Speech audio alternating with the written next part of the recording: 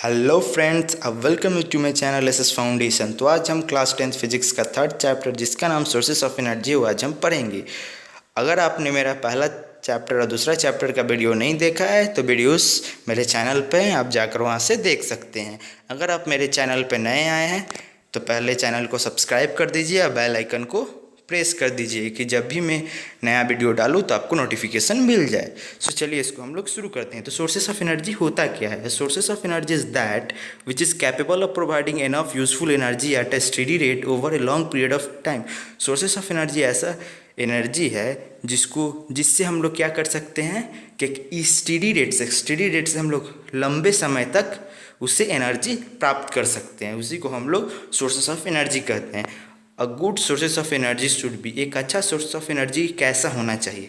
चलिए एक एक करके हम लोग देखते हैं। Safe and convenient to use, वो सेफ हो और उसको हम लोग आसानी से इस्तेमाल कर सकते हैं।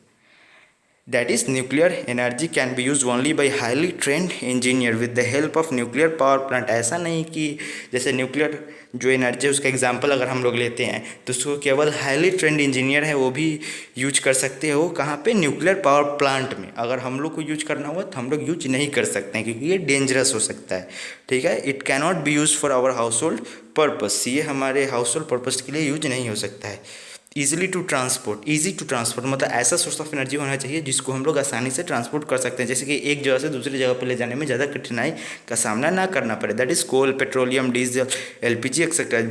जैसे कि कोल है, पेट्रोलियम है, डीजल है, LPG etcetera have to be transported from one places of their production to the consumer. जैसे कि एलपीजी है, सबको जहाँ पे प्रोड्यूस होता है वहाँ से दूसरी जगह उसको ट्रांसपोर्ट किया जाता है, मतलब लोगों तक पहुँचाया जाता है। ईजी टू स्टोर, उसको आसानी से हम लोग स्टोर कर सके। That is huge storage tanks are required to store petrol, diesel, LPG. जैसे कि पेट्रोल, डीजल, एलपीजी, इसको स्टोर करने के लिए बड़े बड़े टैंक का इस्तेमाल होता है। तो अगला टॉपिक है कैरेक्टरिस्टिक ऑफ एन आइडल और ए गुड फ्यूल। तो कौन सा गुण होना चाहिए एक अच्छे फ्यूल में, उसको अब हम देखेंगे। It should have high calorific और a heat value so that it can produce maximum energy by low fuel consumption. उसको हाई कैलोरीफिक वैल्यू होना चाहिए वो फ्यूल का, जिससे कम फ्यूल से हम लोग ज़्यादा एनर्जी प्राप्त कर सके। It should have a proper ignition temperature so that it can burn easily, उसका वो जलने में ज़्यादा कठिनाई ना हो, आसानी से जल जाए। It should not produce harmful gases during combustion, वो जलते समय कोई हार्मफुल गैस ना प्रोड्यूस करे। It should be cheap in cost and easily available in plenty for everyone, और वो सस्ता हो और सब उसको अफोर्ड कर सके। It should be easily and convenient to handle, वो आसान हो और सब कोई उसको हैंडल कर सके। स्टोर एंड ट्रांसपोर्ट, स्टोरेज और ट्रांसपोर्टेशन में from one place to another place, एक जगह से दूसरी जगह पे ले जाने में। It should not be valuable to any other purpose than as a fuel, वो केवल फ्यूल ही होना चाहिए, ऐसा नहीं कोई ज़्यादा महंगा हो, एकदम मतलब अफोर्ड हम लोग कर सकते हैं। इतना नहीं कि बहुत ज़्यादा उसका जो प्राइस हो ज़्यादा हो, जैसे कि केवल उसको जो रिच लोग हैं वही सिर्फ अफोर्ड कर सके, ऐसा नहीं होना चाहिए, सबको उसको यूज करे, ऐसा होना चाहिए। इट शुड बर्न स्मूथली, वो आसानी से जल सके। And should not leave much residue after it combustion, जलने के बाद ज़्यादा जो रेसिड्यू है वो ना छोड़े। सो classification of sources of energy. तो सोर्सेज ऑफ एनर्जी को हम लोग दो पार्ट में बांटने हैं, एक है रिन्यूएबल, एक है नॉन रिन्यूएबल। तो पहले हम लोग रिन्यूएबल सोर्सेज ऑफ एनर्जी पढ़ेंगे। तो renewable sources of energy are those which are inexhaustible, मतलब रिन्यूएबल सोर्स ऑफ एनर्जी वो है जो कभी ख़त्म नहीं हो सकता है। That is which can be replaced as we use them and cannot be used to produce energy again and again, which can be replaced as we use them and can be used to produce energy again and again, जिसको हम लोग replace कर सकते हैं, उसको फिर से हम लोग एनर्जी प्रोड्यूस करने के लिए यूज कर सकते हैं, उसी को हम लोग रिन्यूएबल सोर्स ऑफ एनर्जी कहते हैं। This are available in an unlimited amount in nature, ये अनलिमिटेड अमाउंट में होते हैं प्राकृतिक में, and develop within a relativity short period of time, और बहुत कम समय में ये फिर से बन जाते हैं। Example of renewable sources of energy, renewable source of energy के एग्जाम्पल है solar energy, wind energy, water energy, geothermal energy, ocean energy, biogas plant जिसको बायोमास एनर्जी कहते हैं। तो ये सब है रिन्यूएबल सोर्सेस ऑफ एनर्जी जो रिन्यूड हो सके। Advantage of renewable sources of energy, renewable sources of energy का एक एडवांटेज क्या है वो देखते हैं। This sources will last as long as earth receive light from the sun, ये तब तक रहेगा जब तक जो सन है वो अर्थ पे उसका लाइट आता रहेगा तब तक। This source are freely available in nature, ये सोर्स नेचर में फ्रीली अवेलेबल है। This sources do not cause any pollution, ये सोर्सेस से कोई पोल्यूशन नहीं होता है। तो अगला टॉपिक है non renewable sources of energy. तो non renewable sources of energy are those which are exhaustible and cannot be replaced when they have been used। Non renewable source of energy वो source of energy है जो कि ख़त्म हो सकता है और उसको हम लोग रिप्लेस नहीं कर सकते हैं। This source have been accumulated in nature over a very long period of million of year, ये जो होता है वो जो नेचर में फिर से बनने में बहुत सारा समय लेता है, जैसे मिलियन ऑफ ईयर लेता है। Example of non renewable source of energy है कोल है, पेट्रोलियम है और नेचुरल गैस है। All this fuel are called fossil fuel, ये सब फ्यूल को हम लोग फॉसिल फ्यूल कहते हैं। So disadvantage of non renewable source of energy, तो non renewable source of energy का क्या डिसएडवांटेज है चलिए देखते हैं। Due to their extensive use this sources are fast depleting, मतलब ये ज़्यादा हम लोग यूज करेंगे तो जल्दी ख़त्म हो जाएंगे। It is difficult to discover and exploit new deposit of this sources, इसको बहुत डिफ़िकल्ट है कि फिर से इसको जल्दी में बनाना।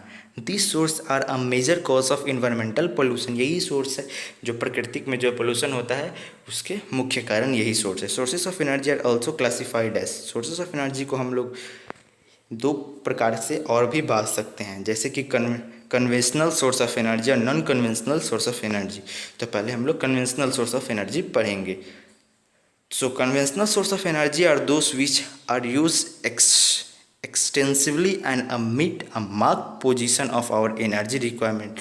कन्वेंशनल सोर्स ऑफ एनर्जी ऐसा सोर्स ऑफ एनर्जी है जो हम लोग एक बहुत ज़्यादा इसको यूज कर रहे हैं अपने एनर्जी रिक्वायरमेंट को पूरा करने के लिए। Example of conventional sources of energy है फॉसिल फ्यूल, जो कि coal, petroleum, natural gases and hydro energy, ये सब जो है biogas energy and wind energy also fall in this category as this are being use since ancient time. ये सब जो आता है वो सब फॉसिल फ्यूल में आता है।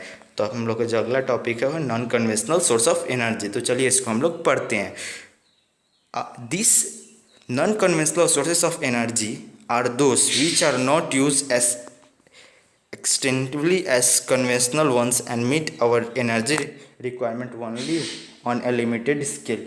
ये होता है ये सोर्सेस ऑफ एनर्जी जैसे कि हम लोग कन्वेंशनल जैसा यूज नहीं करते हैं, इसको हम लोग बहुत मतलब लिमिटेड ही इसका यूज होता है, मतलब कहीं कहीं इसका यूज होता है, अधिकतर इसका यूज नहीं होता है। इसका एग्जाम्पल है solar energy, ocean energy, geothermal energy, nuclear energy.